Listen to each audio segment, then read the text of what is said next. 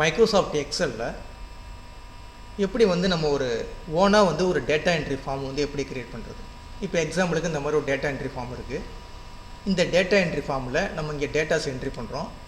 Datas entry பண்ணிவிட்டு save டேட்டான்னு சொல்லி கொடுத்தோன்னா என்ன செய்யணும், எனக்கு சீட்டு 2ல் போய் ஆட்டோமேட்டிக்காக போய் சேவ் ஆகிடும். இப்போ எக்ஸாம்பிளுக்கு பாருங்களேன், இந்த இடத்துல வந்து என்ன கொடுக்குறேன், இப்போ அப்துல் சொல்லி டைப் பண்ணுறேன், அப்துல்னு கொடுக்குறேன். கொடுத்துட்டு இந்த இடத்துல வந்து முகமதுன்னு சொல்லி கொடுக்குறேன், அவர் ஃபாதர் நேமு கொடுத்துட்டு இந்த இடத்துல வந்து டேட் ஆஃப் ஜாயினிங் இப்போ வந்து 26/5/2025. கோர்ஸ் நேம் வந்து ADCA. ரோல் நம்பர் வந்து ரோல் நம்பர் கொடுக்குறேன். இந்த மாதிரி ரோல் நம்பர் கொடுத்துட்டேன். கொடுத்துட்டு வந்து நெக்ஸ்ட் வந்து ஃபோன் நம்பரு, நம்ம டேட்டாஸ் அங்கே என்னென்ன டேட்டாஸோ அந்த டேட்டாஸ்லாம் என்ட்ரி பண்ணிவிடுங்க.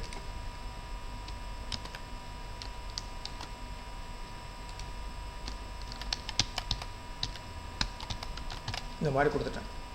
டேட்டாஸ்லாம் ஃபுல்லாக ஃபில் பண்ணியாச்சு. டேட்டா என்ட்ரி ஃபார்மில் வந்து என்னென்ன டேட்டாஸோ அந்த டேட்டாஸ் எல்லாம் ஃபில் பண்ணிவிட்டு சேவ் டேட்டான்னு சொல்லி கொடுத்தோன்னா என்ன செய்யுது, இந்த டேட்டா போய் இங்கே ஃபுல்லாக எல்லாமே எரேஸ் ஆகிடுது. எரேஸ் ஆகுனா சீட்டு 2ல் போய் ஆட்டோமேட்டிக்காக ட்ரான்ஸ்ஃபர் ஆகிடும். இங்கே பாருங்கள், சீட்டு 2ல் வந்து இப்போ அப்துல் முகமது இந்த மாதிரி எல்லாம் அடித்து ஃபுல்லாக வந்து ட்ரான்ஸ்ஃபர் ஆகிடும். இந்த மாதிரி ஆட்டோமேட்டிக்காக என்ன செஞ்சிடும், வந்து ட்ரான்ஸ்ஃபர் ஆகிடும். இதை மாதிரி எப்படி க்ரியேட் பண்ணுறதுன்னு சொல்லி உங்களுக்கு வீடியோ லிங்க் தேவைப்பட்டுச்சுன்னா வீடியோன்னு சொல்லி கமெண்ட் பண்ணுங்கள், அந்த லிங்க் உங்களுக்கு அனுப்பி வரும்.